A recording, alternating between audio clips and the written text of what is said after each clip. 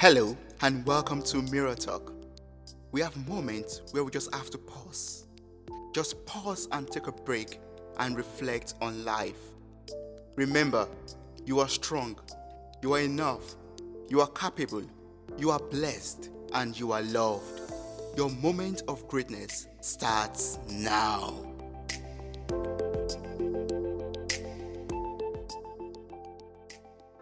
Today's guest is a friend of mine. I've known him for quite a while now. He's a graduate of Cambridge University, UK, and currently works as a product manager. It's awesome to have you here, brother. How are you doing, John? Hey, Toby. Yeah, I'm doing very well, thanks. I hope you're doing well too. And thank you very much for the opportunity to have me here. Thanks so much for honoring my invitation. I really appreciate that. Always You a you might pleasure. you might you might not like might not like what I'm about to say, but I really admire your resilience, your hard work, your friendship, and your kind heart.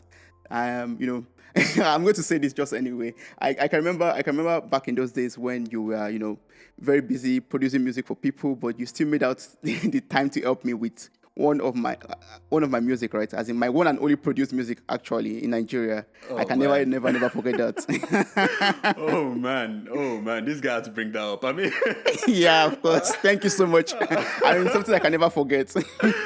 bro, come on, man. Like, honestly, it's the least I could do. Honestly, like, yeah.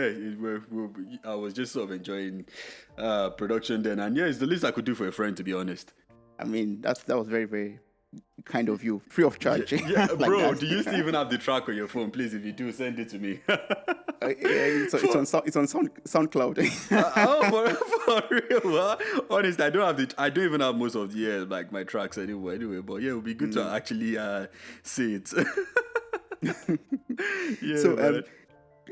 can you like, as in, I'm very excited to hear about this. I've not really asked you this question before.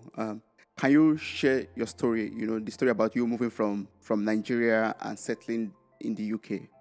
How was that to you? Like, Yeah, I mean, so it all started when I was, I think senior secondary school, around, I think as a student thereabouts. That was when the whole conversation started with my dad about obviously relocating to a different country. But, it was just talks then. And, before I knew it, the whole process started. The plan was to take me along. But my plan was sort of dependent on it. So if you were to successfully relocate, I was going to as well. So yeah, the whole process started, and as you know it, I in the meantime I was doing mechanical engineering in UI back then, and yes.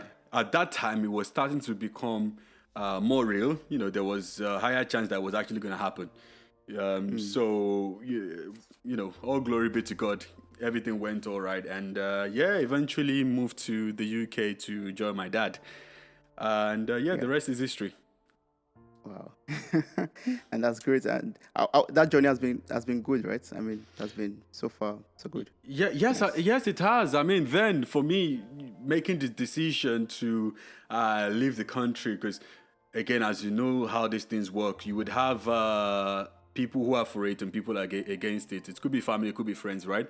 And so it was not like as straightforward as that because I was already doing my university in Nigeria, so there was an option to finish my university in Nigeria and come to the UK for masters, for example, and relocate. But it wasn't as easy as that because I was coming on a residency to join my dad, so he has to be then and there. Yeah. And obviously, my music was also kind of going on because I was into music production then as well, and I felt like if I had moved away from Nigeria, I was kind of going to drop my momentum a little bit, but looking at everything now, I think definitely it's been a good journey, made the right call, and yeah, God has just been there for me all the way. So yeah, definitely it's been an amazing journey. Not to say there haven't been challenges and things like that, obviously, but it's been very good overall. Thank God. Yeah.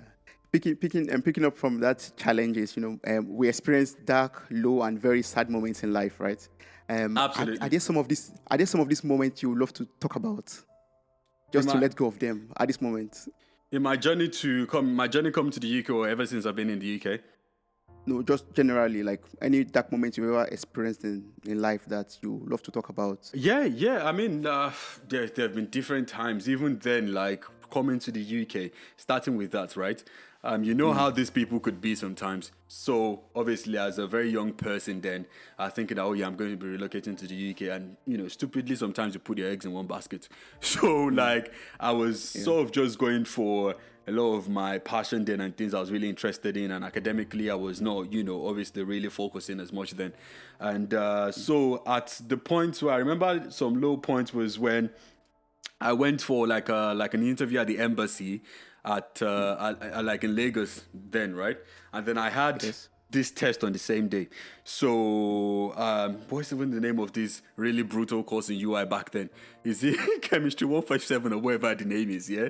And Yeah. then so I went to meet like the head of department then saying, yeah, I've got this interview at the embassy on this day, but I have a test for the same day. I can't move it. Is it possible to obviously arrange a different test for a different day, right?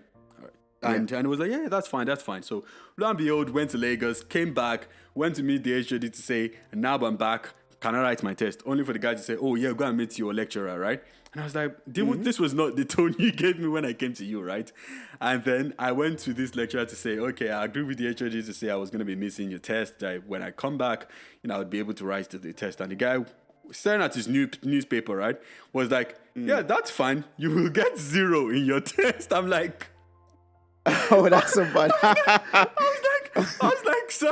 was like, sir, but he was like, kindly leave my office. I was like, bro, what is this guy saying? And then that's not even the so worst wicked. part. The worst part of it was also that the interview did not go well, right? So the interview at the embassy did not go well. Like my dad and I had to make an appeal, right?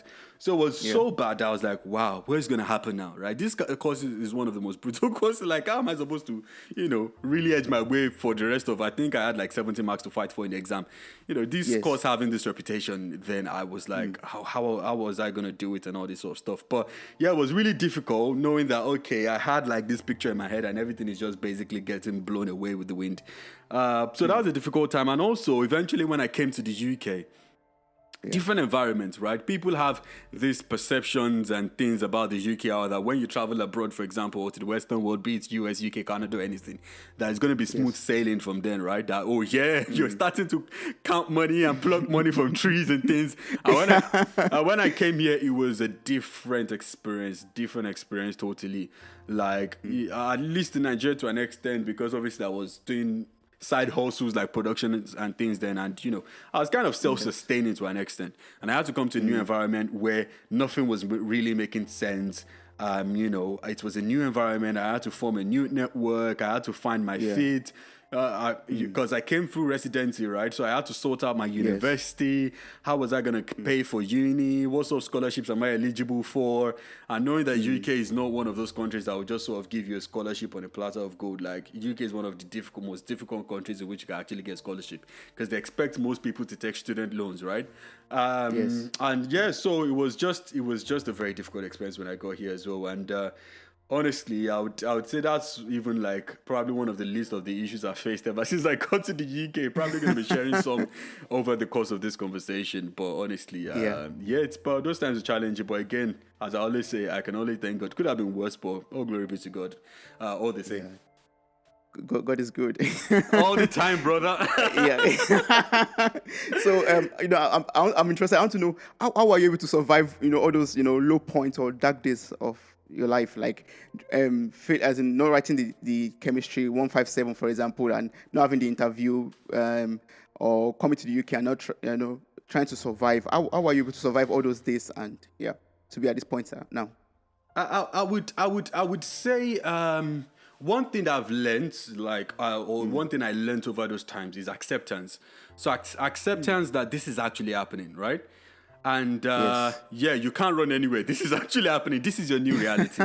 This is your new situation, right? And I think that really helped a lot to say, okay, actually, now I need to think straight. This is happening. I need to find my way out of it, right? And the next thing, again, thank goodness for spiritual support. Obviously, thank God for God. That like I always say, because those times help me to really grow spiritually a lot, right? Because I think Yes. it happens. Obviously, humans naturally, when you have no one to run to or nothing to basically support you, you start to look for one supernatural power to pull you out, right? Even if you're an Yeah. atheist, Yes. even if Yes. you're an atheist, you wish there was one supernatural power to pull you out.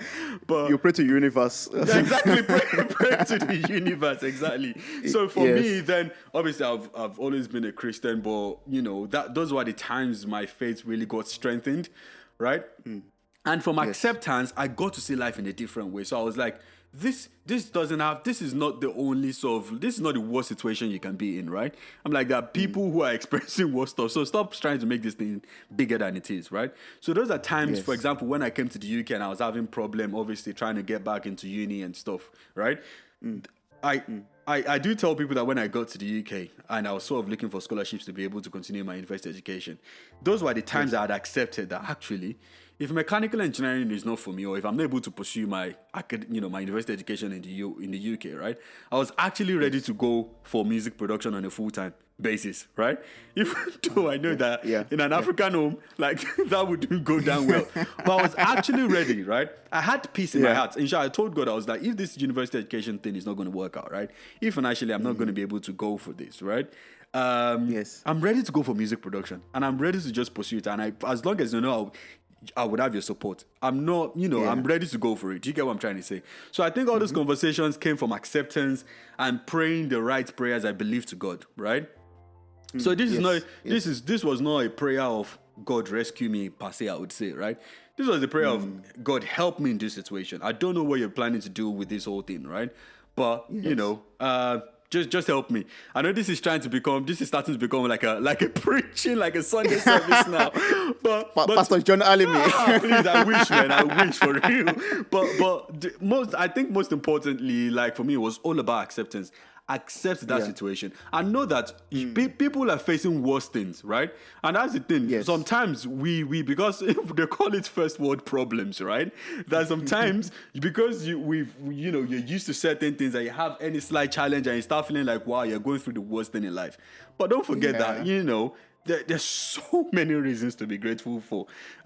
Yes. So many things to be grateful for, like fundamental things like food, shelter, and those things. And I think acceptance for me was just to accept the whole situation to say, actually, I'm facing a difficult situation. This is what could happen. But I thank God all the same for where I am. And the next thing is, God, what is the next thing? How can I basically pull through this? But I think what's really the challenge most times to a lot of people is that denial. Denial, like, oh yeah, this is not happening, or why is he always me, or why am I the one going through this? Do you get what I'm trying to say? Yes. I understand. Yeah, so for me, I think acceptance was the first step to say, yes, this is happening. Yes, this is a challenge, a difficult situation I have to deal with. And yeah, how do I go about solving these problems? Yeah. Wow. Yeah. I mean that's really good. Like accepting the reality at that moment and trying to get out of it if it's not comfortable. Yeah, and That's very it's good. not as easy as that. Sometimes I intentionally go to my friend's place, for example, to just play games, hang out, just to take my mind off it. Because to be honest, it's not as easy as Yeah. that. This is very difficult, very.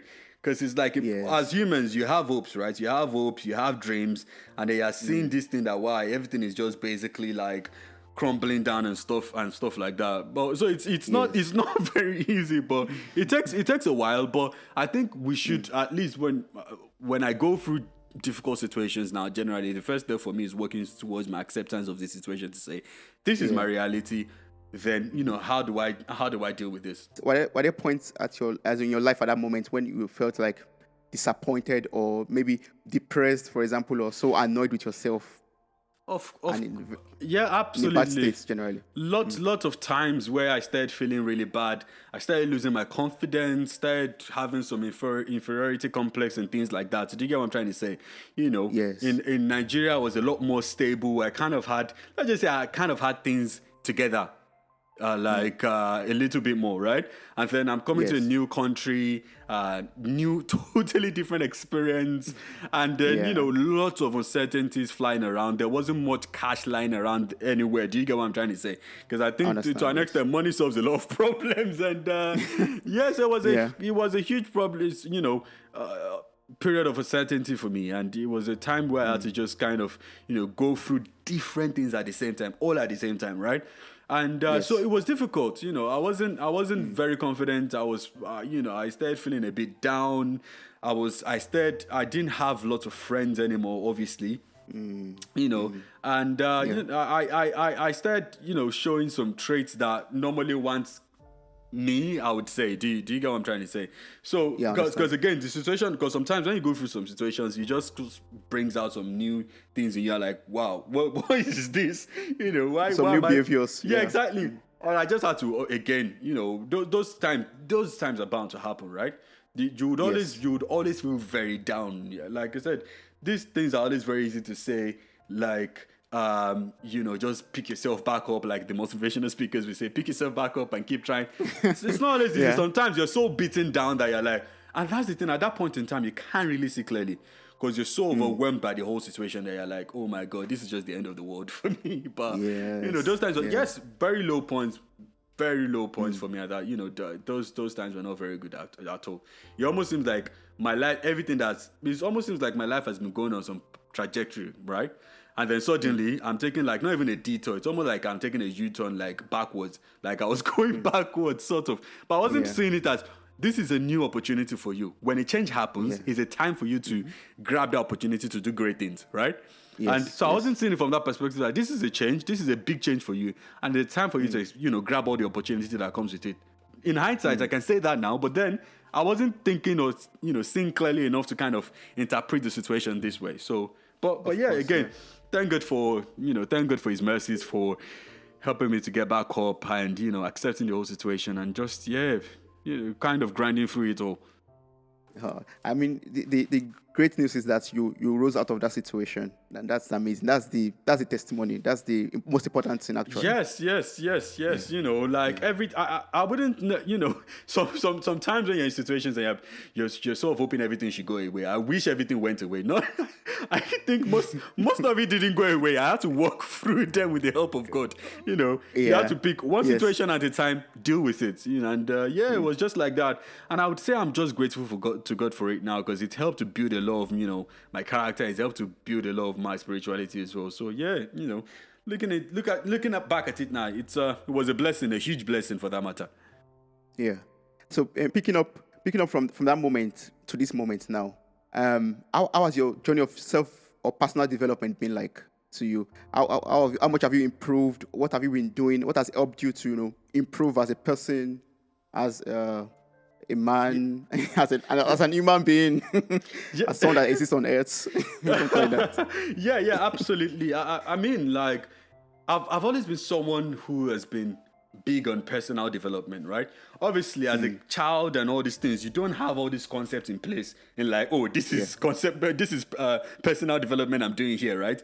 But for me, Yes. I've always been someone that I just find things or I just have things that excite me naturally, right? So, for example, let's say for sports or music, anything that excites me, I generally spend time on those sort of stuff, right? I just Yeah. obsessively do them and try to get better at these things. Do you get what I'm trying to say? So Yes. I've always been like that, right? And I consider it like a gift. Do you get? Because sometimes you just do things naturally and you can't even explain why, right? So Yes. and at that point, definitely I consider it a gift. And so it kind of followed me through like my adulthood, if that makes sense. So like wherever I find doing, I just obsessively do it because I want to know more about it. I want to get better at it. I want to like develop myself through it, if that makes sense. And Yes, that makes sense. so yeah, so I think for me, the first step for me is that I'm always very open, right? So even in conversations, talking to people and things like that, I always try to just kind of listen or pick points all the time, right? In Yes. terms of what is this person doing, what does this person do, I see this person is doing this, these are the kind of things I can learn from this person. I'd like to try this as well, all those kind of, I'm just just being open to stuff, being very interested generally, right? And Yes. also it's always very intentional. Do you get what I'm trying to say? So like it's, even though yes, I consider it like it's not like naturally I just want to learn about things, I want to learn new things. Sometimes it's also very intentional. Like I know that this is an opportunity for me to actually gain a new skill. I go for it. Yeah. So sometimes, because I know sometimes I might be hesitant that, yeah, I don't know, I'm not sure about it. Yeah, sometimes I just push myself into that situation. I commit, I make that commitment, and I figure out how I'm going to sort it out later. Because that's the thing, sometimes you're not just never ready. So which means at that Yes. point you just have to jump off the cliff and just get yourself in it. I'm not trying to Yes. say, obviously, I'm not trying to tell the audience that they should all basically be committing themselves into things they would never be able to do, right? But honestly, sometimes it actually helps to make that commitment, and most times those kind of experiences end up being one of the best ones you have in life. And Yes. and another thing I mention is, or I generally say, is following my passion. So, like over the years, I've always followed things I'm passionate about, right? Because there's only so much you can learn in life. There's only so much bandwidth we have, right? So Yes. I could decide to learn about everything around me. Oh, learn about this. I don't know, this speaker, how is this speaker made? Or learn about music. Oh, I want to learn how to play the saxophone, for example, right? But I look at the things I'm naturally just drawn to and passionate about, like instinctively, right? So let's say I just love to play music, or I just found out that, I just like to play this musical instrument, or I just like to actually sell this product or something like that, right? And I feel like I'm drawn to it. I just naturally just go for it. Do you get what I'm trying to say? Because that helps to sustain the motivation, right? Because passion is like the initial motivation for you to actually go for it, right? And that really helps in terms of you trying to, then go on that journey of personal development. Because, personal development at the end of the day is not this mystical thing, right? It's not like this big stuff. It's all about how you are getting better every single day, right? Yes. And Yeah. I kind of break it down into, let's say, mentally, spiritually, financially, and I kind of reflect, sometimes weekly, sometimes daily, in terms of this week, this day, how have I improved these three generally? Do you get what I'm trying to say? Right? Yes. And Yes. then, because that helps you to just keep yourself in check. Because sometimes you think you're growing, but you're not actually. So for me, it's all about then being very conscious about it, taking those small steps in terms of like, this week or today, I should be better than the previous day or the previous week. Do you get what I'm trying to say? Yes. Yeah, I understand. And Yeah. for me, it's never gone beyond that. It's not something too complicated. It's just, again, just making sure I'm a level higher always, right? And that's why Yes. I think for me, it's kind of then worked in such a way that it's gone like on a very big scale. And what I mean by that is, for example, if you know me in 2018, right, and you know the kind of things I do, if you meet me in 2019, right, I'd completely different, upgraded to like certain new skills, new hobbies. 2020, Yeah. again. So I call it sometimes, if you need to go and basically update the new version of John you have in your head, because getting the John last year was probably the previous version. Because again, that's it. I just want to look back at myself and see myself professionally or mentally and know that yes, I'm in a much better place. Because sometimes what happens is that a lot of times you overcomplicate things, right? And then, you take things like, personal development. I don't know, maybe you want to be like the CEO of a company, or you want to be like whatever, right? And then you end up spending so much time, thinking about the vision that it gets so big that you're like, oh, wow, what do I then do? How do I get here? But other than that, it's actually a matter of focusing on one step at a time. If you're very good at the small things you're doing, right? Yeah, if you're even from the smallest things, if you're improving yourself or learning new things whilst leading a project at university and all these things, those are the little things that will prepare you ahead for the bigger projects in life. And I don't think it's more complicated than that, to be honest. And that's the thing, because we are all different people, we will all move at different paces, right? So sometimes some people might be developing faster than others, and then these things are relatively very relative, rather, because we are all on different journeys in life, but like I said, most importantly for me is assessing that first of all, am I getting better every day, mentally, spiritually, physically, right? And then the second question is, am I sort of maximizing my development potential in terms of like, yes, I know that, okay, like I'm blessed with learning things relatively like quickly, right? So is that a case of, am I learning as quickly, or am I developing as quickly as I should? Which means, am I maximizing my potential, right? But that's the second level. Yeah. If I'm not even developing on every day, that's a different challenge to I'm not developing fast enough or as quickly as I would like to, if that makes sense. Yeah, it makes sense. Yeah. Makes a lot of sense. And as an evidence of you, learning a lot of things. As in, I see your good news about your achievements and your inventions and all that things, all those great stuff that you do. But when I see stuff like that, it motivates you. It's like fires you up and say, don't relax. You can still do more. You can still achieve greatness. I find that really good. Yeah, it's positive, obviously positive vibes and motivations from friends, and same, it's same feeling here as well. Obviously, always good to hear about success stories about you and my close friends as well. Because again, these are the things that actually helps you to get through some situations as well. To know Yeah. that actually this kind of vibes and things, they all spread as well. Exactly. Yeah, yeah. So I'm interested to, I just want to know about your journey to Cambridge and how it was like studying and having different courses and breaking grounds in Cambridge. How was that like? My How did you get to Cambridge? How did you knock on their door and how did you enter their door and destroyed everywhere and like took the whole seat and sat on the royal seat and Right. I mean, good, fair, very fair question. Absolutely. Yeah. So I'll try to, get into a bit more details here, right? So I'm not someone who has always been kind of big on the name of the university, right? Because I believe knowledge is everywhere. Okay. And when I was going for my undergrad, my sort of my thought process was that knowledge is everywhere now. I just need a very good university to kind of give me all the other skills I need, like transferable skills and stuff that would help me, that would prepare me ahead for the job market, right? So in the UK, there's something called like a placement year, which it's like the equivalent of IT in Nigeria. I think IT after your third year, or the IT in Nigeria where you do like 6 months thereabout. So, but in the UK, they call it placement year, which is optional. So that's like a year in the industry, right? And that happens typically after a second year of university. So I decided to take a year out, decided to go get some, good experience in the industry. So I ended up working for like a like a firm anyway, a company that really sort of focused on innovation. So because again, I discovered that about myself, that what really keeps me going is problem solving and more problems to solve, right? So yeah, I went for it, and the opportunity was really good, like you rightly pointed out, I was able to get some invention submissions whilst I was, working at that company. And it was then that I had like this moment where I actually, like you say, paused and reflected.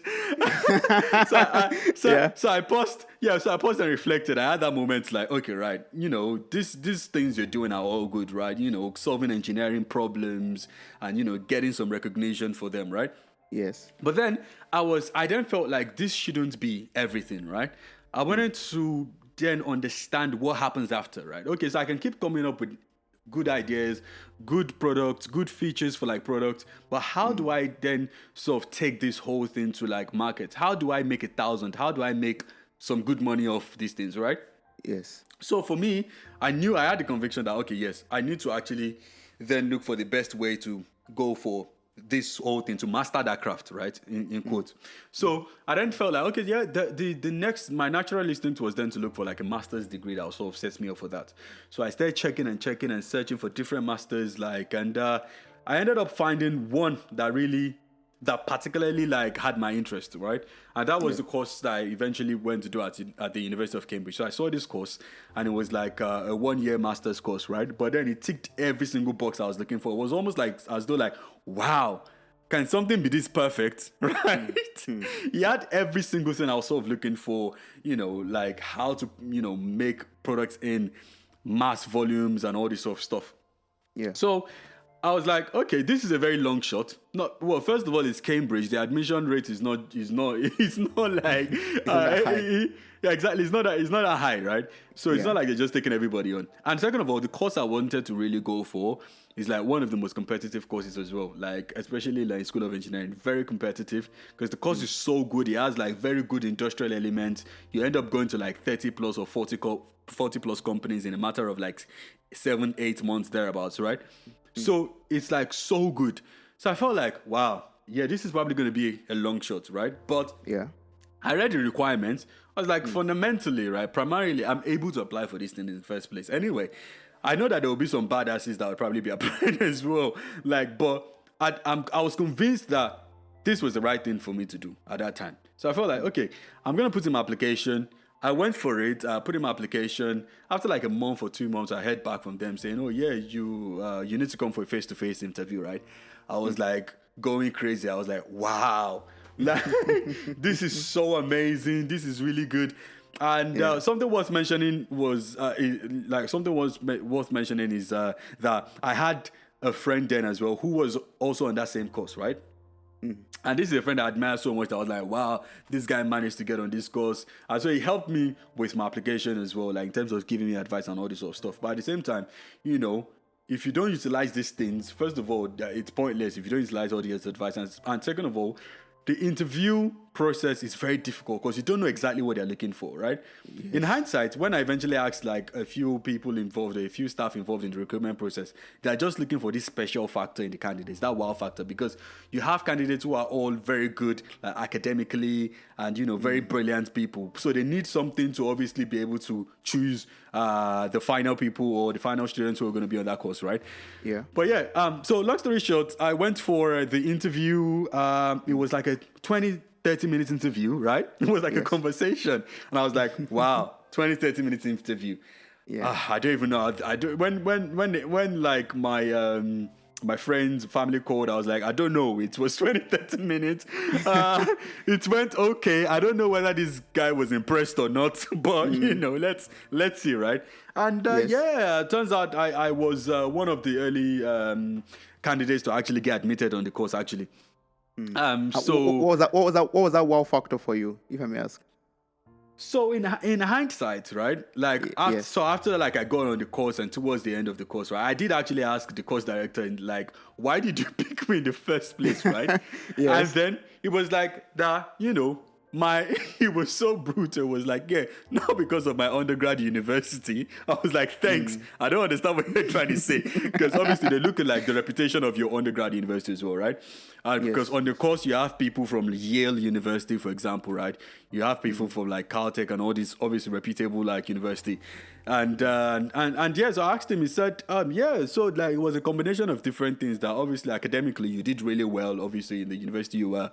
And also he did mention like my particular work experience I had at that particular like innovation company, right? Yes. So he did pick up that he was impressed with some of my invention submissions that were obviously being filed for a patent then and stuff like that. And that's the interesting thing, because at the end of the day, that's the role of personal development, because a lot of times you leverage one milestone to get on to the next one, right? Yeah. So yeah, like I previously mentioned, this is where personal development comes in, where you're able to use one milestone to leverage the other, right? And again, thank God for just, again, always performing his wonders, because, he just liked me as a candidate, and he felt like I would be able to maximize the opportunity, obviously. So, and then that brings me to the second part of things, right? Which is then finding funding from Cambridge University, because Cambridge University is not cheap. And I wish I had like some millions of pounds or thousands of pounds somewhere that I was keeping somewhere, but no, I didn't. And to find funding like in Cambridge University is very difficult, right? And then most of the fundings that are now available are based on your nationality, right? So, and I was in a very funny position because I came to the UK via residency, right? So I was a Nigerian citizen, but I had like the UK residency permit, okay? So scholarships that Nigerians were entitled to, right? I wasn't, which was weird. And I wasn't because they felt like, oh, I'm a UK resident, so they're looking for people who are just coming like fresh from Nigeria. And then the UK people too are like, no, we can't give you like funding because you're not British. And I was in this funny position that, wow, this is not, is this really happening, right? And then, long story short, out of like, let's say 50 scholarships that should have been considered for, let's say even like 20 plus, right? I eventually had like 2 scholarships or 3 scholarships that I was just considered for. Which one of them was for like, disabled candidates, which I wasn't. So that was one option down. So practically I had like two options there about, right? So that was the period where I was then like, oh God, like what kind of situation is this? Yeah, that it's bad enough that it's very difficult to get funding from this sort of place, and then for the fact that I'm then disadvantaged due to reasons that are sort of out of my own control, even just made it like so much worse, right? So, again, that was a period where I then had to, again, using your words, pause and reflect on things and see, like, what do I do? How do I get this done? I tried to apply for some external funding, and, it was just all very difficult, right? But again, eventually, thank God, God came through, and I was able to secure one of those two fundings that I was kind of entitled to, right? And yeah, so that was the guarantee. It was not full funding, yeah, because obviously that was the nature of the funding. But it was the funding. The funding was like significant enough to push me ahead to go for the opportunity. And yeah, so I went for it. Got to Cambridge, and again, different set of challenges, right? Just before I went to Cambridge, obviously I was not financially in the best place because the funding I had was cover my tuition and other things. So I didn't actually have funding for like feeding or anything like that, right? And the tricky thing about Cambridge is that you can't really you can't work as a grad student. You can't work whilst you're also sort of at uni, right? And it's just very difficult. But even if that wasn't the case, to be taking such a very intense course, right, very intensive sort of like curriculum, right, and then you now want to be working, it's almost impossible, right? So yeah, so that was difficult alone in itself. But just before I went to Cambridge, I also like a week before I moved to Cambridge, right? I started having like some strong family issues, some really really tough situation, and then it was very shattering. Like emotionally, mentally, I was exhausted, and I had to go to Cambridge with this kind of, this sort of mindset and this sort of like state of mind, right? And yeah, so I knew this was not a situation that was just going to disappear like that. So I knew I had to basically fight this alongside the challenges that come with Cambridge University, right? So I remember then in class when they were talking about what it takes to pass the course, what it takes to basically fail the course and all these things. And I was like, oh my God, like this, what have I gotten myself into, right?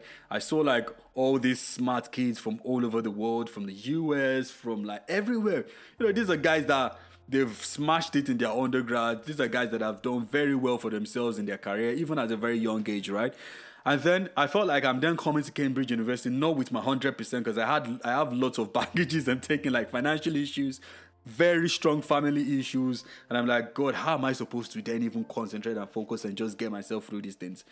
And then to even make matters worse, because obviously a lot of times when you're going for uni and all these things, you're thinking about, oh yeah, I want to get first, I want to get a distinction and stuff. And then they said it that no more than 10% of the people on the course will get a distinction, right? That and if you don't get a distinct, like the distinction in the UK, generally a distinction is from like 70%. And then in Cambridge for grad school is 75% for my course anyway. So I was like, and then the rest is pass. There's no merit anywhere. There's no in between. It's either you get a distinction or you get a pass or you fail, right? And then I kind of then saw that the way the grading works was that it's kind of comparative, right? So if everyone in the class does really well, someone has to be at that bottom of the ladder, right?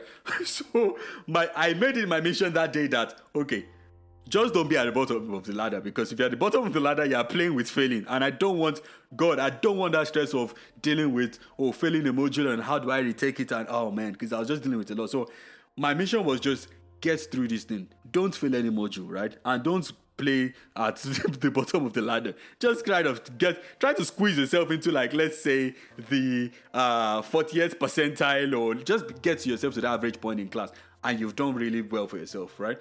And that was the struggle. So throughout my period or my stay at Cambridge, it was dealing with the intensity of the course, because it's, on a typical day you have like classes from like 9 to 5 or 9 to 6 on some days, and then you are visiting companies as well. Sometimes you come back very late in the night. You have like tons of modules and coursework to do.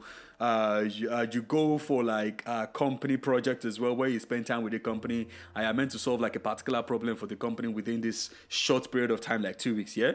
And alongside that, I'm still dealing with finances, like in terms of how am I going to get money for feeding for the next month, and this family issue also going on. Then like I had sometimes I travel to London to basically sort things out, even when I have like deadlines and stuff like that, right? So let's just say it was a very difficult time, very very difficult time. And then the whole thing went by. I saw that, okay, again, like I said, acceptance. This whole situation is not going to disappear, right? I just thought maybe magically, right? Maybe after like 2 weeks, God will just send these thousands of pounds, boom, all my problems solved.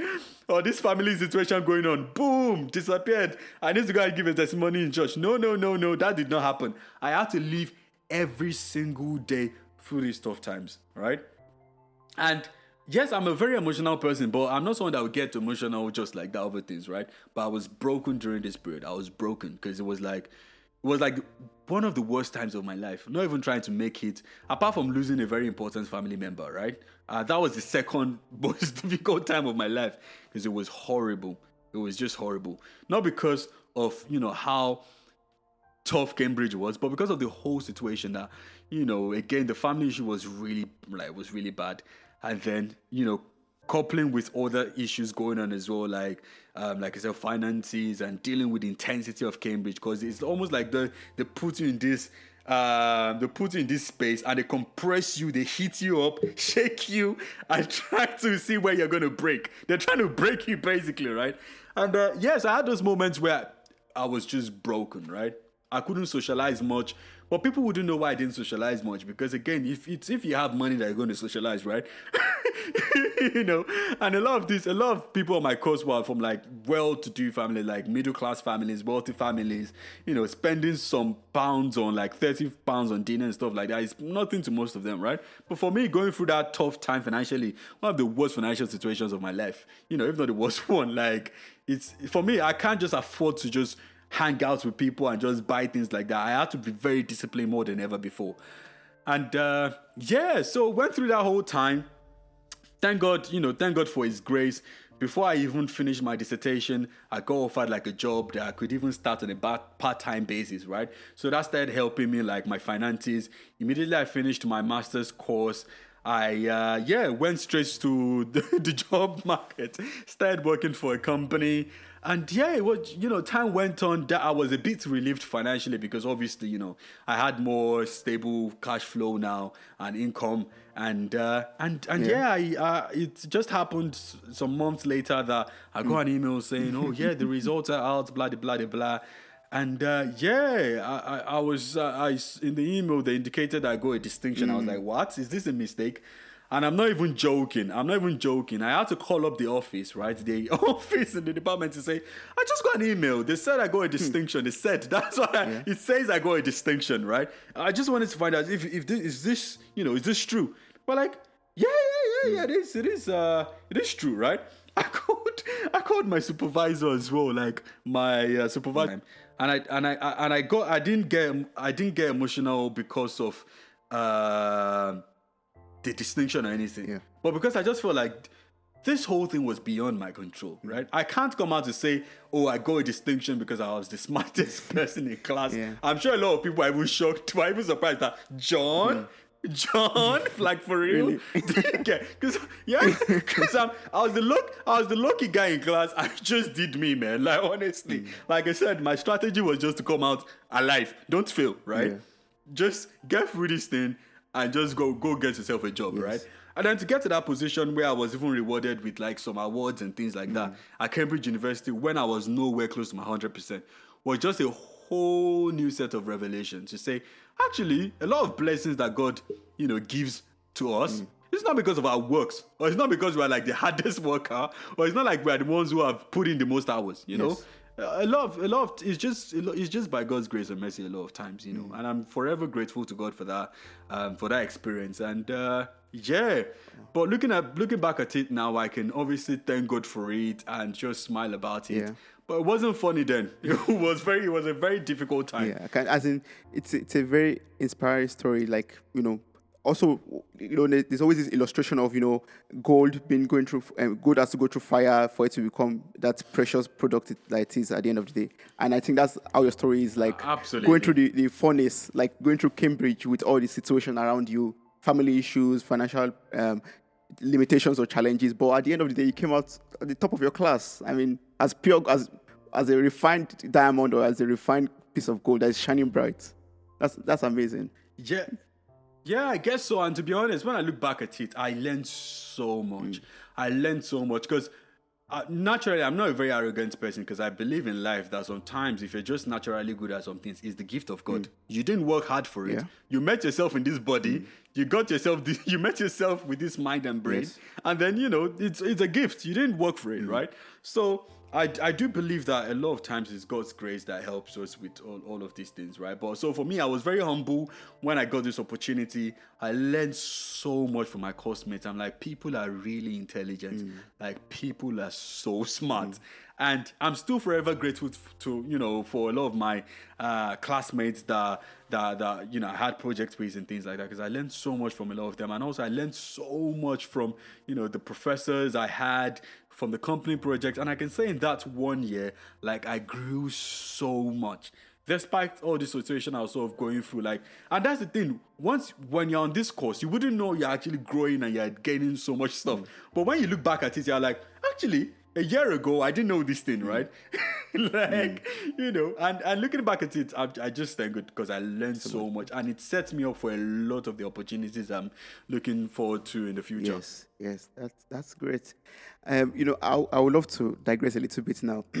I wanted to ask you this question initially, but I was like, no, let me keep it private because it's a personal stuff to you. But when you listen to your story about Cambridge, now you made mention of the family issue and losing someone close to you, and I know the person that's close to you, but I don't know if you feel comfortable to talk about how you process that at a very young age, losing a very, very important person in your life, and how was that time for you? How did you? Because there are a lot of people that go through this, and they, maybe your story could, liberate them in some ways, and they will listen to this and hear how you process that, and maybe it will help them in their journey, or motivate them a bit, or help Yeah, them. Yeah, absolutely. if you feel comfortable with that, it would be nice if you could share a bit about that. I mean, yeah, sure. Okay, yeah, just to obviously put it out there, because yeah, I don't think it's something really worth keeping per se. Yeah, it's fine. So yeah, I like you mentioned, at a young age, like when I was like 13 thereabout, I lost my biological mom, right? And so that was again one of, it's not even one of, that was the toughest period of my life because it was a turning point for me. Right. Yeah. So I had this personality. I was a child. My character was still forming. I was still kind of developing my personality, if that sort of makes sense. Yes. Right. And I was very, very close to my mom. Very close to my mom. Right. And yeah, it happened on this day. I was just obviously watching TV with my brother. And then, yeah, we got the news that, yeah, she was involved in some situation. And the next day, we found out that, yeah, she was no longer with us, right? And I could still remember this day very clearly. Like, it was so bad. I felt like I felt like my life just ended at that point, because I couldn't imagine anything beyond life with my mom, right? Especially at that age. Yes. Yeah? So I guess a lot of people would probably call me mommy's boy, but actually, yeah, I was kind of a mommy's boy. But at the same time, I wasn't, because I still used to go out a lot. I still had friends and things like that, but we were just so close. If you get what I'm trying to say. Yeah. And then, so that was a difficult time because, yeah, it took me a while to get over the situation because it kind of changed me as a person, right? So I because of that situation, I grew up really quickly. Like, my whole character and everything developed super early, right? Because again, that was the point. If after like 2, 3, 4, 5 months, I'm like, okay, right, this woman is really not coming back, right? So, Yeah. like, mentally, it did affect me because obviously a lot of gaps, a lot of spaces that she was meant to cover. Yeah, thank God for my beautiful family, my sisters, my brother, my dad, right? Yes. But at the end of the day, there's only so much they can do, right? Yes. And as the last child of the family, that at that age, there were still like a few things that were missing, which means I had to obviously figure it out on the go, right? So I had to basically pick myself up and just try to go for it. But yeah, academically, I would say for the first year after the situation, academically, I was not the same. Yeah, and even generally, I wasn't going out to see friends as much as I used to, Yeah. because it was just this dark time that I was just like, I didn't know I had nothing figured out. Like life was just very pointless. I know you might wonder, like at that age, Yeah. does life even have meaning to anyone at that, like a child, right? Yes. It did. I mean, because I had fundamental things I was looking forward to, even as a child, course. like going to school, seeing friends, going to church, hanging out with my mom, and all these things. Yes. Those are the things I was looking forward to. But I wasn't even looking forward to those things anymore, right? I was just. It was almost as though I was just being dragged around, you know. Then that was when I started learning like a lot of discipline, like waking up myself very early in the morning, maybe around 5 o'clock, you know. Even when my mom was alive, I had never been really, you know, being the kind of child that was forced to do his assignment or read or anything. I just did them naturally, right? But I had to pick myself up even more. So I had to like be the one to wake myself up in the middle or get up in the middle of the night, do some assignments, read some books, because she used to those times, right? Yes. She used to be like, oh yeah, you said you wanted to do your assignment, blah, blah, blah, blah. But now I had to now be the one at that age to be getting those discipline, those commitments. And yeah, it was a very difficult time. But again, in hindsight, I don't think I'd have been who I am today. Not to put this in the sense that, oh yeah, I've achieved everything in life. But in terms of some of the characters, some of the grids that I've sort of built over time, were as a result of that situation. Yeah. And have you been able to, process it, or how are you able to process it emotionally? And have you been able to, process it in a way that you don't have this kind of, sadness or this kind of dark moments in your life when you think about that moment again, and feel sad or feel bad or something like that? Have you been able to get over it? And how are you able to, process it at that moment emotionally, personally? Generally, obviously, I don't think this is something that you can really fully process or fully get over, right? But even then, it took me a while. And in terms of processing it, because I was a child, and you know how these things are in Nigeria, you don't have any professional therapist or anything, Yeah. right? You just have to rely on your family for all as a single unit. You guys get through it together, right? But there was still this huge void that was there, this massive one. Like life didn't just feel the same to me. I was just not feeling anything at all. Do you get what I'm trying to say? There are these moments, obviously, with my sisters or with my cousins that we had great times and cool. But when that moment is done, there's that void. Like, wow, she is really gone. Like, she's gone. Like, those were the worst times. I remember when I was, there was one time that I was playing football, and anytime I'm playing football like that, like, she's always like, they're making noise with the ball and stuff. And then there was no one to shout that I'm making noise with the ball. I'm like, oh man. I sat down and I cried. Like, I cried for hours outside on the floor. Like, I was crying. Yeah. Like, I was just broken. I was completely broken. Because at that age, to process that, how can this person be here like the other day and she's not here anymore? Like, it was just so, I think it was a difficult thing for me to process, right? Yes. But again, I wish I could say that, I had some skills at that age to deal with these things. I just think naturally, God just helped me to pull myself together. And I naturally lived through the situation. It was just a point of like, again, reflecting back, in terms of like, okay, now I need to obviously get myself up in the morning. I need to, start living life without I anymore and all these sort of things. And then again, I'll just say naturally with the help of God, after accepting this situation, after months and even probably years, right? I eventually moved on and started, just started living life. And again, thank God for God, because I wish I could take all the glory for it to say, these are the kind of skills or framework I used to pick myself up. It's just something that I did that happened naturally. I had this moment where it was like, this has happened. It's never going to change. That bitter truth, like, hit me like, it's never going to change, right? She's never going to come back. And yeah, I picked myself up and just started just going through the whole situation one day at a time. Get myself ready for school, wear my socks, put on my uniform, get on public transport, get to school, get back home. There's no mom to welcome me to say welcome. Like, there's none of that anymore. Oh, this is your food. Exactly. It was now my sisters, other family members that that my new sort of support network that I had to step up, obviously, that position as well.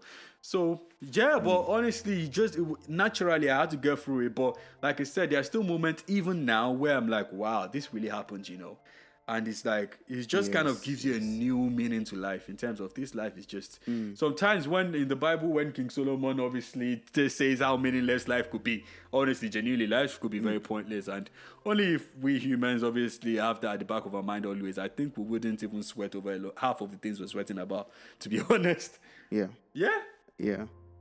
Yeah, you made mention of of one of the reasons why I asked this question, because sometimes we go through things in life and we think, oh, we've processed this emotionally to some extent, right? Yeah. But then all of a sudden along the line, that shock wave will just hit you again from nowhere, and you feel cold, you feel that void again. And I was like so much eager to know how you process it, and how much that wave hits you at this moment, at this point. Yeah, it's almost, yeah, it comes all like, then, after the obvious, I did mention the points that, yes, I felt like this is it, accepting it. She's never coming back, right? But I Yes. wish that was the end of it. Like you rightly pointed out, like probably even days afterwards, I end up in tears again. Like, and that's the thing. Most of this time, no one really sees me crying, because that's me. I always try to toughen up. I always try to just deal with myself. I don't like to kind of put my problems or issues on anyone, right? I doubt any of my friends in secondary school probably even saw me cry about this, like, then, because it's those moments where I just get to be alone, and I just obviously get hit with this whole thing again. And that's the thing. You can't control these emotions a lot of times, but you have to let them out. And I think that's really important. Don't bottle it in terms of like, I have to toughen up. Yes, even while you're saying you need to accept this situation, when those emotions hit you, right, you need to be able to let them out, right? Because it's your body trying to naturally heal it. It's your emotions trying to basically put themselves in place, right? So when those times come, I think for me, I think what really worked well for me was that, yeah, when I felt like emotionally exhausted and void, I just let those tears run. Honestly. And it happened a lot of times. A lot of times. Do you get what I'm trying to say? But the point I understand. is, naturally, I didn't know that I was actually going through my healing process, right? Because then I think as time went on, right, and then I started feeling a lot better. I started appreciating life even more, right? But then when I feel like I'm getting better, like I'm getting up there, then that drop comes again, where you feel like, wow, like she's gone. Even after Yeah, you feel that yeah, cold. even after Yeah. 2 3 years. And I just put myself wherever I am, maybe in my room, and I just process those things like, wow, okay. And then that's the thing. I think also the blessing was that God helped me to then focus on other things that were worth appreciating in life. Do you get what I'm trying to say? So, for example, Yes. even Yes. sometimes Yes. that I had like a close friend, then she would call me to say, "Yo, are you alright?" Blah blah blah blah. And those relationships, and my sister, those little things, like for example, my sister, like she's like significantly older than me, right? And then she would buy me she would buy me like small chops, like gala, and all these kind of things. And then those moments Yes. of love and affection, just those are the things I really was holding on to, right? In terms of, like I said, my other family members had to be like the support structure for me, and yeah, so I just appreciated those moments even more. So I got very close to my sisters as well, right? So like, Yeah. but yeah, so I started appreciating those things more. My friends at school and stuff like that, I started appreciating them more. Started spending more time with them, and yeah, those were some of the things that got me through those times. Even despite the fact that, yes, on one night, you might end up in this very dark place where you're just like questioning the meaning of life. That why would this woman die? Yeah. Why was she the one to die? Like, Yes. why? How? Of all Yes. people, right? You're asking so much questions, and then I just learned that, yeah, God will never answer. Sure, most times God will never answer those questions. Do you get? So Yes. I think from Yes. that point on, I started understanding some spiritual principles, and like I said, I then started appreciating. So after the night, cry myself to bed, and wake up the next morning, I see my friends, and yeah, good vibes again. But then I Yeah. appreciated them even Yeah. more. So I just started enjoying spending time with some certain friends, with family members and things like that. And those things had a lot more meaning to me, because I know that at the end of the day, these things are temporary. You never know when you would lose someone again. You never know. So it changed my Yes. perspective. Yes. So I'm even till now, when I'm spending time with friends, right? As much as a lot of times people think like I'm a man of time, that I'm always checking my time, where I need to do this and this. No, those times are actually spend with family and friends, they mean so much to me. So much. Because that is what life is all about, right? God has given us this gift of family and friends, if you have one anyway, to be able to enjoy, right? And right now they Yes. have a lot more meaning to me because it's not going to last forever. These people you see now, they're not ever going to be. It's just a sad truth about life, right? And again, it gave me a Yeah, new that's true. meaning to life as well. That yes, even though you might aspire that I want to be the youngest CEO, I want to be this, I want to be that at this age, at that time, it's good, but there's so much more to life, so much more. Do you get? Yes. Yes. Yeah, I Yeah. understand. So I think it opened up different dimensions and different things in my head. Thank you so much for sharing that to me. In a previous episode of mine, I talked about appreciating the support system one has around your or herself, like your friends or your family. They help in a lot of situations, and yeah, I'm able to like take that from you again to as an affirmation that this is support system is very very important because I'm learning that at this moment to appreciate the people around me and make the best use of the time with them. Yeah. Thank you so much for 100%, that. Yeah. absolutely, absolutely, brother. Yeah, like honestly, we should appreciate our friends and family more often. Like honestly, because God has really blessed us with such people to be able to help us out in different situations. So now I would love to switch it up a little bit and go into something much more professional and serious, if that's okay. Sure, sure, so, sure. so Absolutely, yeah. Happy to contribute. Happy to contribute my 2 cents. yeah. Still a very, very young career, obviously, but I'm happy to give my 2 cents. Of course, I mean 2 cents are very important. I mean, that's what you start. That's what you start building up your millions and billions of pound sterling or something Exactly, or coming soon. dollars. Yeah. So my question is, what's on my mind now is like, I have some ideas. For example, I have quite a number of ideas, but I do not know how to sell it to the market. Like they're just in my head, playing, or in my notepad, just lying around. And as a product manager that you are, can you like give me some Yep. tips on how to turn these ideas into products and how to successfully find the right market for them? Are there tips you can give me, or people out there that have lots of ideas, load of ideas? Yes, yes, absolutely. Again, I'm going to talk about it from a perspective of, as you mentioned, a product manager, in which my job is to successfully take a product to market and learn about all the variables and things involved in that process, right? And I'm Yes. also going to talk from the perspective of someone who was failed quite a few times in terms of bringing some ideas into market and things like that. So Yeah. I would say the first thing is to be very honest with yourself. Be very frank. Any idea you have, take yourself out from that bubble. Because a lot of times you have this idea and you just start feeling, wow, this is the best thing in sliced bread, right? This is a great idea. I'm just going to do it. Honestly, most times than not, it's not. Be very honest. Like, so again, using Toby's term, take a moment, pause and reflect. Yeah. Reflect on your idea to actually say, okay, right, this idea that I have, right? Be brutally honest. What are the positives about it and what are the negatives, right? And that is the first part. Trash out the idea yourself before you even probably share it. Know what the pros and cons are, right? Look at how practical and how practical and realistic it is, right? Be very pragmatic. Yeah. And then the second step is then it depends on what your goal is, right? If your goal is to launch a commercially viable product or service, or you want the idea to be commercially viable, Yes. then it's a different consideration. If you want to have it as a hobby or you don't want to make any money from it, it's a different topic entirely, right? But assume an average person now, where we have this age of entrepreneurship kicking in and everyone wants to kind of put their ideas out there and want to make money from it, right? So from that perspective, it is all about the customers. And genuinely, it is all about the customers. You need to think from the perspective of the customers. Yes, I know a lot of times as the owner of the idea, you tend to think about, things from your own perspective all the time. Why the product is so great or why the service is so great. You always tend to see all the good things about it, right? But think about it from the perspective of the customer in terms of like, why should the customer care in the first place? Why should people even care about your product or service? Why would they even want to use it in the first place? Those are the questions you need to tries to answer first, right?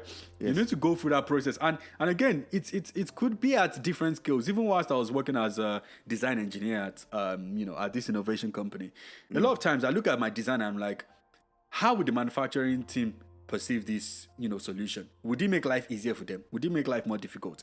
Is it even realistic in the first place, right? And again, it applies to taking an idea to market as well. Thinking about it, doing your homework in terms of how viable is this commercially, right? And you could then do some mini test. Even if you're selling, I don't know, wig, you want to start selling wig, or you want to start, you want to go into fashion, right?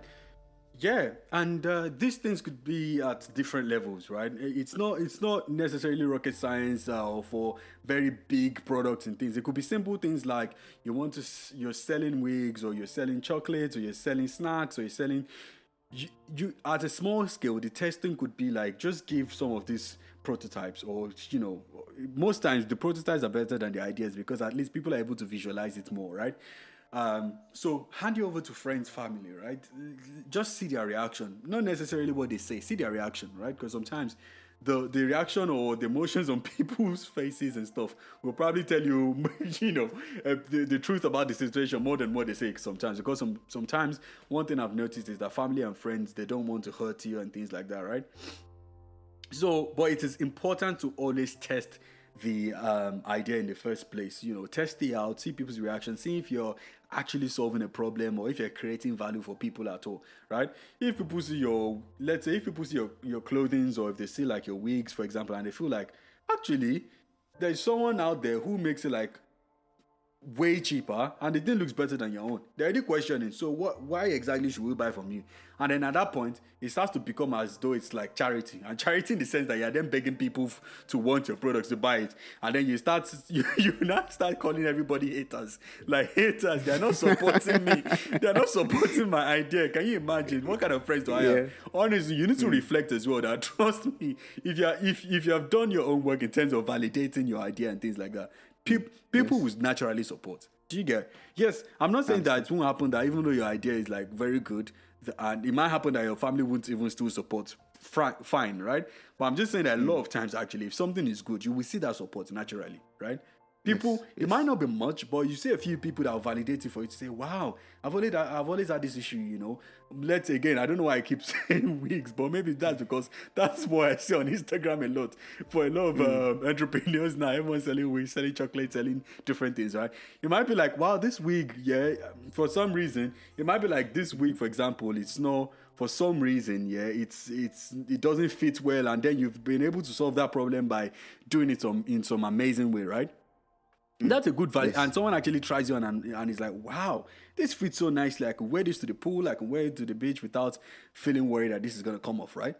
Then that is a validation to say you have something here. Do you get what I'm trying to say? And the whole Understand. Yeah. point for this is like, it's all about the customer. Customer, customer, customer. If you create value and you solve problems for them, genuinely, like, you will do well for yourself. You validating your idea and knowing that there's something there in the first place, right, is like a first step. It's not going to be perfect. You're not going to get everything right first time, right? But fundamentally knowing that this thing could, has like a potential, and validating it with, even if it's friends and family, that's always the Yeah. first step, right? And then the other step is Yes. then, how do I then make this commercially successful, in terms of, now you're looking for like suppliers, and you're looking for collaborators for the idea. Do you get what I'm trying to say? So people Understand. that would help to get it out there. So in terms of, if you're going to create a social media page, and so the process involved, now that's the next question. But I think most times, right, first of all, the process of validating an idea, right, rather is always like the difficult part, in terms of actually, Yes. systematically knowing that there's something here to work with, right, and pushing this forward. It's always very difficult generally. But yeah, I think one tip I would give, from like the one focus, and I would keep mentioning in terms of getting an idea out there to people, is it's all about the customer. It's all about the audience. Even for things like podcast and anything that you can think about, it's all about knowing who you're targeting, and Yes. understanding them, understanding their pain points, and yeah, just making sure you are delivering what they want. Wow. And how do you what's your take on this kind of belief that people, I read a lot, that okay, just do you, right? Just put your idea out there, and your customer will come and meet you. Like, just be consistent, or Just be intentionally persistent or something like that, and for sure you'll find your customer. What's your take on that? Well, I think I wish it was as easy as that, right? Yes, it's always a very good step to always put, just put your idea out there. It's good, but you need to do it in a very systematic way. You can't just take an idea and throw it out there and just start pouring in resources and time and things and seeing how. Now, a lot of times you should actually organize it well.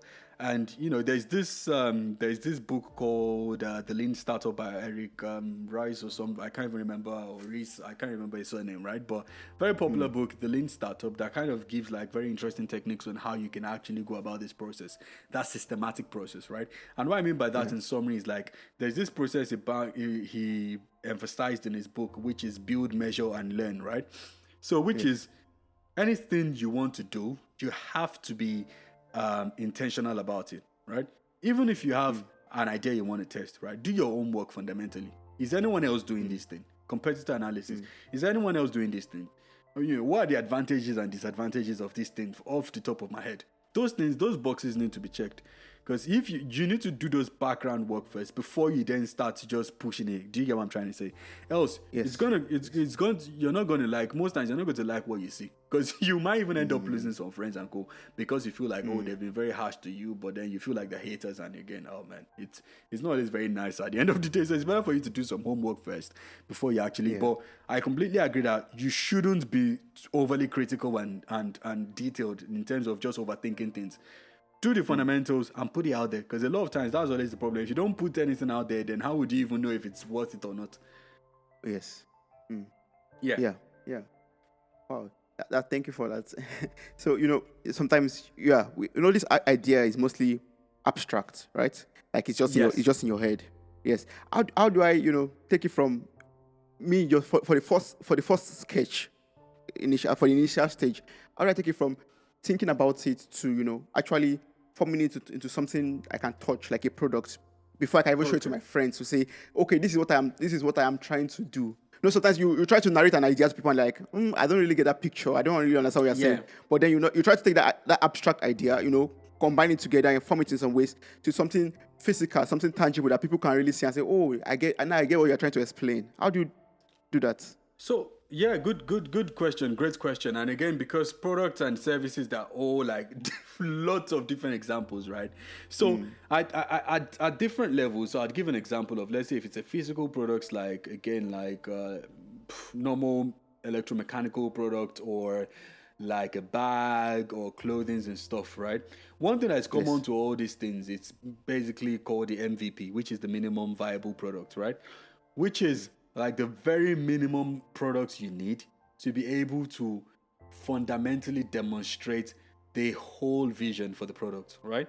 Which means it's Yes. not like that is not a finished product. It's just to basically demonstrate. So in terms of how you then need to approach that, so as the name implies, the minimum viable product. So I'll take the first word, which is minimum, right? What is the minimum thing you need to do to be able to show people like something that is somewhat working, right? And if it's something very complex, sure, even if you can use storyboards, right, and in which you can sketch things on the storyboard, like on a storyboard or like a flip chart, right? If it's like a Yes. service, to say, imagine you want like a drive-through cinema or something like that, right? You can sketch it on a storyboard or something like that, have it on a flip chart, and you can talk to your friends in terms of like, imagine you walked into this, you show them the first slide, right? Like with Yes. visual like cues and stuff. You flip to the second stage, and then this person welcomes you, blah blah blah blah blah, because you're taking them through that journey, right? Yes. And then Yes. they're able to see exactly what you're saying. And the same applies to physical products. If you're able to sketch it out and also show via like storyboard, like how potential people use the product, that is a very Yeah. good one. The second one is if you're able to get a prototype of, even if it's like a hardware sort of products, like right now you have 3D printers everywhere, 3D printing companies, and the cost is also dropping as well. And even now, if it's something that you're very passionate about, 3D printer prices are also dropping as well, right? So it's something you can purchase, because sometimes it's actually cheaper to get like a 3D printer than actually be sending it to 3D printing companies to do for you. So yeah, Very try costly. to get it on 3D printer. If it's even if it's like like some crazy air clips or something like that. Like Yeah. yeah, 3D printing. You can demonstrate it to show like this is it. This is how you work with it and stuff like that. And like I said, it's a minimum, right? Don't overcomplicate it. Don't try to add all the features in the world. You should demonstrate, Yes. like I said, fundamentally what you're trying to communicate. Yes. Yes. The basic visualization of your idea, actually. Yes. So I think, for example, storyboards help a lot more than you just talking, through the whole thing. Show them, Yeah. show someone getting through the entrance of whatever thing you're saying. For example, like I said, a drive-through cinema or something, right? You show them how the person is paying with a card, or if this person would need a particular card or a particular chip. Just demonstrate the full process. Yeah. Yeah, that's the Wow. very first step. And from there, you can then start on a very small scale. Like, again, the very minimum, like, number of tails you will need, or for example, or the number of, people that you need to get it started and stuff like that. And then at that point, you're starting to then do all the back end calculation and stuff. But before you even get to that process of the second phase of minimum viable products, you need to validate that first one, that storyboard first, in terms of, does it make sense to people? Do people sound excited about it? Do you get? Because it's that Yes, I learning understand. that is important. You need to learn from it in terms of what do people like about this initial thing and what do people not like. Because if they don't like some certain things, and it might just be as a result of your storyboard not communicating that bit well, which is not a Yeah. problem.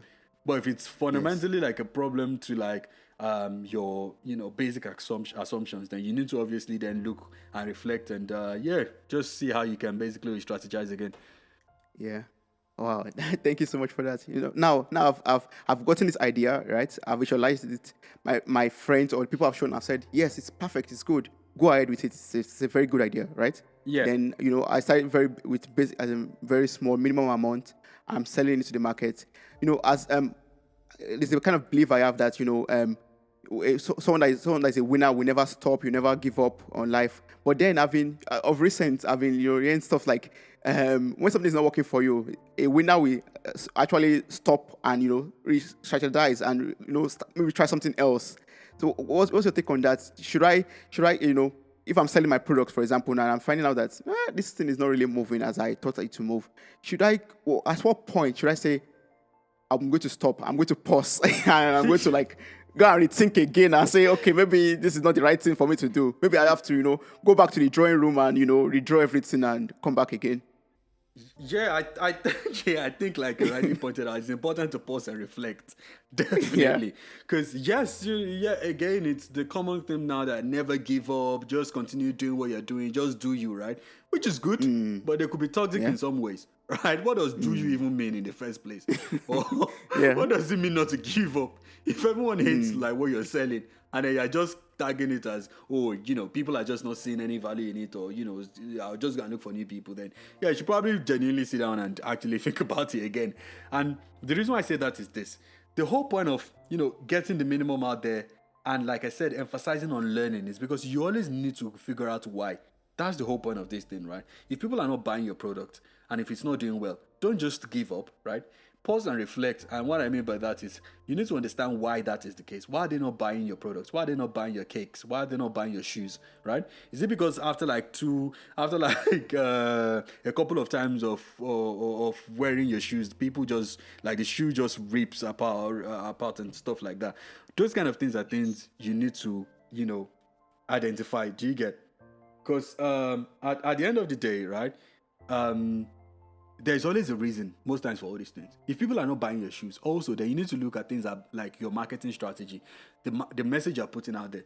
Is it that people are finding issues, or people are just having some preconceptions about your shoes that it looks fake, it looks cheap, and all these sort of things? Those are the questions you need to find out. You need to find answers to first before you give up.